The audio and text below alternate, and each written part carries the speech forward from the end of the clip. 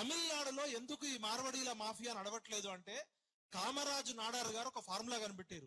ఇక్కడ ద్రవిడుల మూవ్మెంట్ గట్టిగా ఉంది, ఈ ఉత్తరాది నుంచి వచ్చే వ్యాపారాన్ని మేము తట్టుకోలేమని చెప్పి కామరాజు నాడార్ గారు ఒక సూత్రం చెప్పారు. ఆయన ఏం చెప్పారంటే ఏ వ్యాపారం చేయడానికైనా ల్యాండ్, లేబరు, ముడి సరుకు, మూలధనం అనేది చాలా కీలకము. ఇవాళ నార్త్ ఇండియా వాళ్ళు 60వ దశాబ్దం నుంచే గుజరాతీలు, రాజస్థాన్ లో ఎడారులు ఉంటాయి.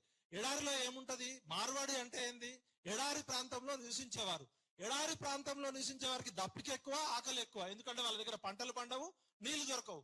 కాబట్టి వాళ్ళు 60వ దశాబ్దం నుంచే వ్యాపారాలకి ప్రపంచమంతా పోయారు. వాళ్ళు ఒంటె గినక ఏ విధంగా అయితే ఫస్ట్ ఒక తల పెడుతుందో గుడారంలో, తల పెట్టిన తర్వాత కాళ్ళు పెడుతుంది, కాళ్ళు పెట్టిన తర్వాత శరీరం మొత్తం పెడుతుంది.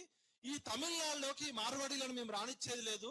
మా నాడార్ కమ్యూనిటీకి అత్యధికంగా చదువులు లేవు, మేము వ్యాపారం చేసి బతకాల్సిందే అని చెప్పి ఇందిరాగాంధీ గారికి సపరేట్ రిక్వెస్ట్ పెట్టి నాడార్ కమ్యూనిటీకి ఆ రోజే రాష్ట్ర ప్రభుత్వం నుంచి, కేంద్ర ప్రభుత్వం నుంచి ప్రత్యేకంగా చిన్న తరహా వ్యాపారస్తుల కోసం కామరాజు నాడార్ గారు బ్యాంకుల నుంచి ప్రత్యేక లోన్లు తీసుకొని అక్కడ నాడార్ కమ్యూనిటీని కాపాడుకున్నాడు.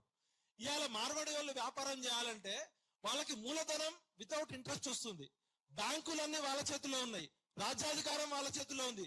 ఈ గుజరాత్ లో అదానీ, అంబానీ, చోక్సీలు ఏ విధంగా అయితే బ్యాంకులు ఎగ్గొట్టిరో కొన్ని లక్షల కోట్లు, ఈ గుజరాతీలు మొత్తం బ్యాంకుల్ని కంట్రోల్ చేస్తున్నారు.